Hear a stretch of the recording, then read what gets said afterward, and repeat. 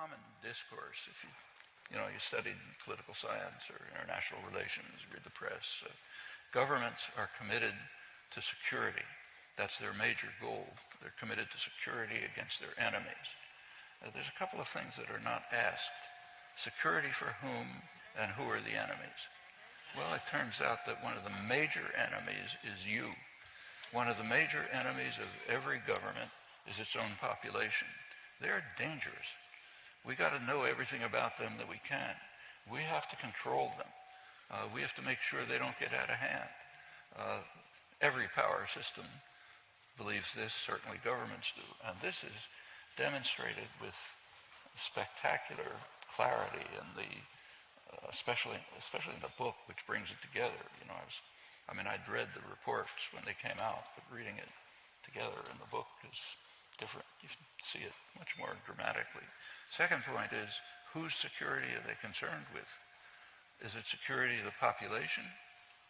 Well, certainly not. In fact, after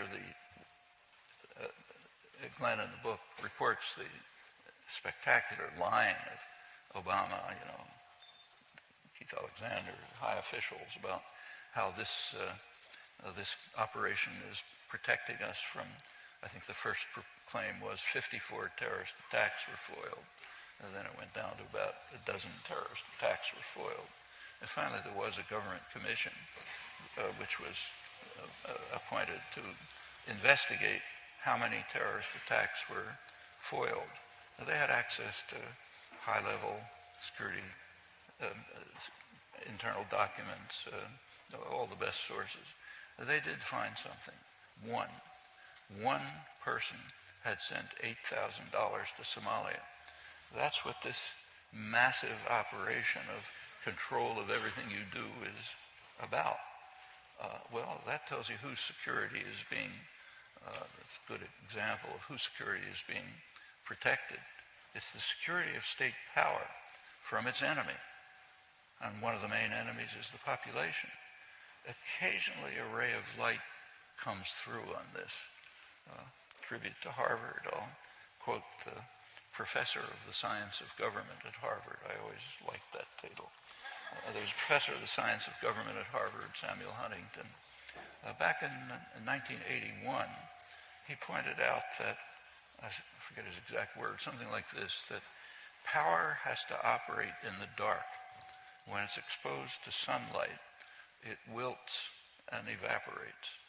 And then he went on at the same time to say that ever since the Truman Doctrine, 1947, it's been necessary to try to convince the American people that we're defending them from the Russians. Of course, we're not. Other goals. But that's the way we have to convince them. And that requires that power operate in the dark. That's the reason for secrecy. All of this demonstrates it clearly.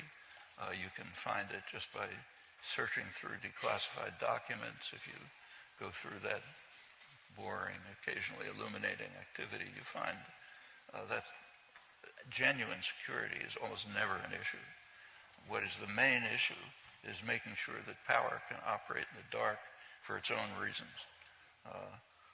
Support for state power and support for private power.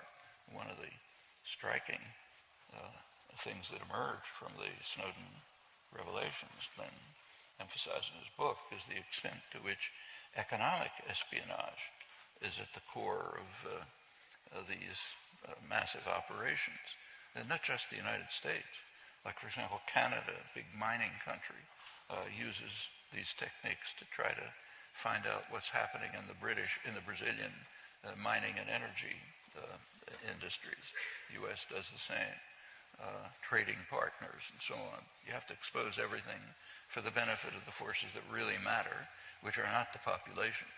The population has to be controlled, subdued, frightened, misled, and these are among the lessons that I think come out with a dramatic clarity from the revelations and particularly from the book which put together.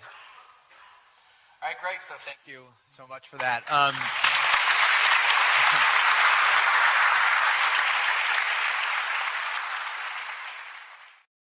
much.